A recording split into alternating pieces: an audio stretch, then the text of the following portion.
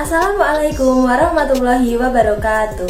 Halo semua, perkenalkan saya Ika Nadia Dilfitri, NIM A6101938 dari Program Studi Pendidikan Geografi Universitas Muhammadiyah Surakarta. Di sini saya akan menyampaikan tahapan-tahapan dalam proses pembuatan peta kemampuan lahan guna memenuhi tugas akhir praktikum evaluasi sumber daya lahan. Berikut adalah proses pembuatannya, disimak terus ya. Pada tahap pertama ini yang dilakukan yakni menentukan sungai, mendownload citra dam, membuat hillshade dan aspek, mendigitasi batas daerah aliran sungai, serta menentukan wilayah administrasi daerah aliran sungai.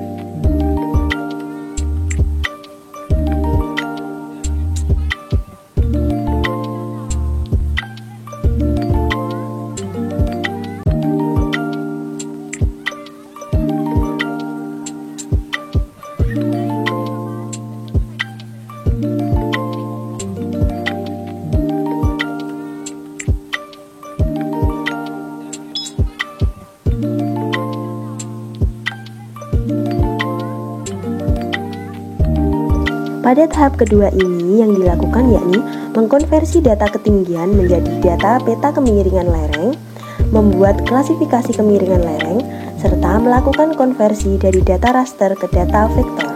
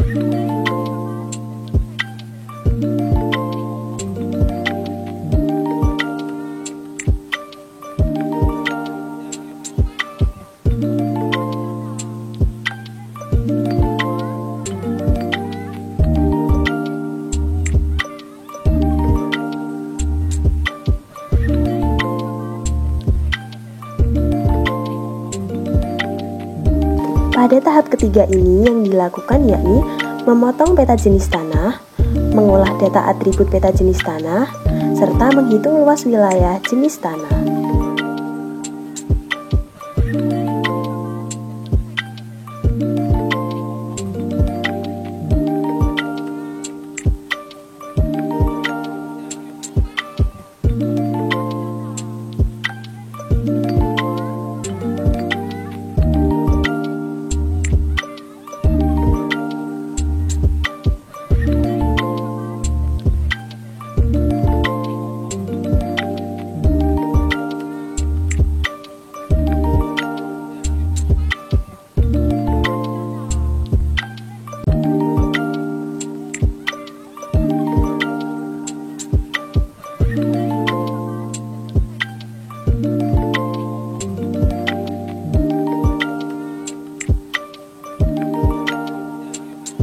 Pada tahap keempat ini yang dilakukan yakni mendownload Citra Landsat 8, mendownload peta geologi, komposit band untuk analisis bentuk lahan, serta interpretasi dan deliniasi bentuk lahan.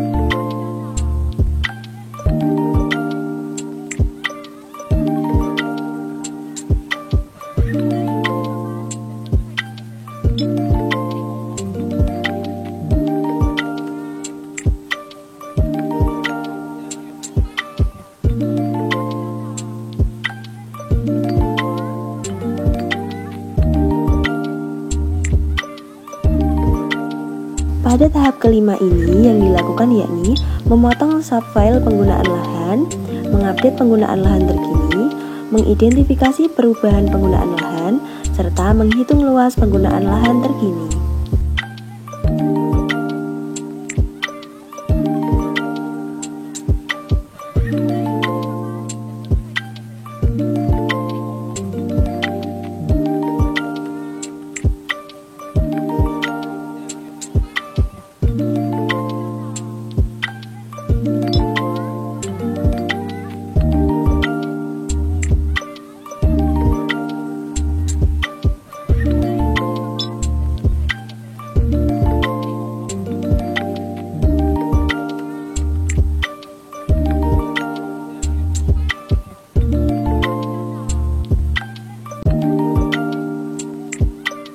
Selanjutnya yang dilakukan pada tahap ke-6 yakni persiapan peta yang akan di-overlay, overlay peta, serta menghitung luas unit lahan.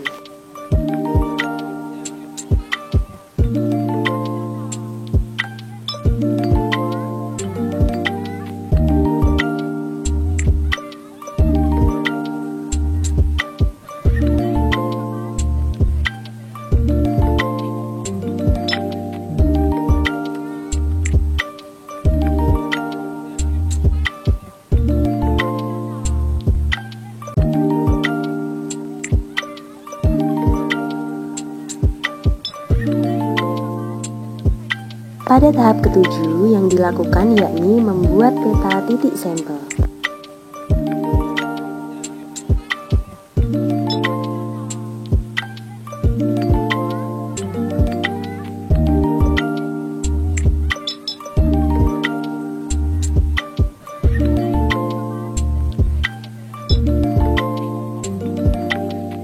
Tahap selanjutnya yakni melakukan pengambilan data ke lapangan.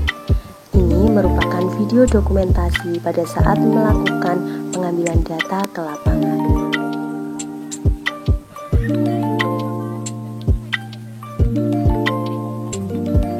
Tahap ke-8 yakni pengolahan data hasil survei lapangan menggunakan LCLP.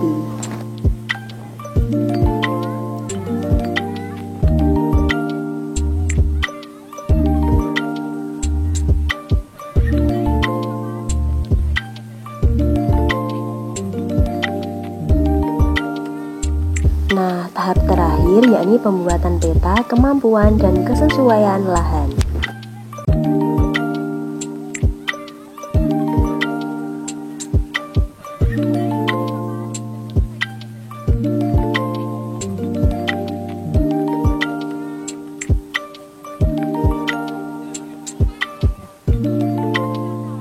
Dan ini adalah hasil petanya, di mana pada legenda terdapat 7 kelas kemampuan lahan yang ada pada peta tersebut, yakni kelas 2 hingga kelas 8.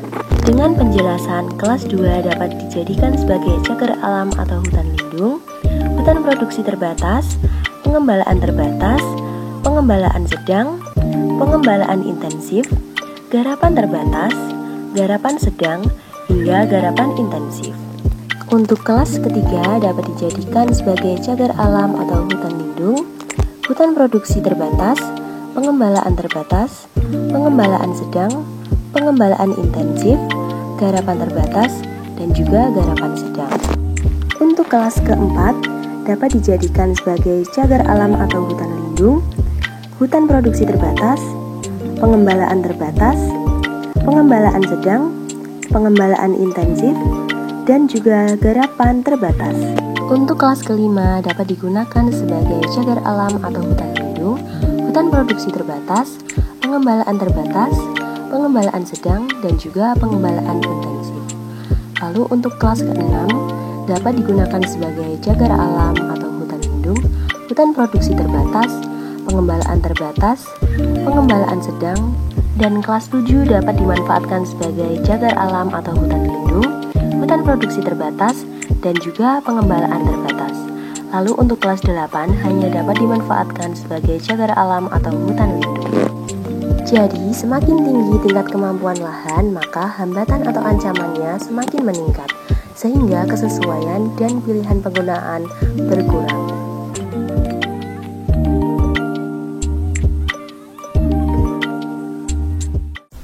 Nah, seperti itu tahapan-tahapan dari pembuatan peta kemampuan lahan. Terima kasih atas perhatiannya. Lebih dan kurangnya saya mohon maaf. Wabillahi taufiq wal hidayah. Wassalamualaikum warahmatullahi wabarakatuh. Sampai jumpa kembali.